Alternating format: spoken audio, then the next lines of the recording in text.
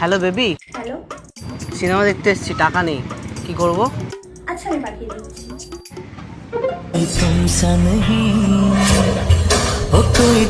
Sir ছেড়ে দিন না, স্যার ছেড়ে দিন না, ভুল করে ওভার স্পিডিং হয়ে গেছে স্যার। 2000 টাকা তো নেই এখন। দাঁড়া তো, অত করতে হবে। হ্যালো বেবি, পুলিশে ধরেছে। কত টাকা?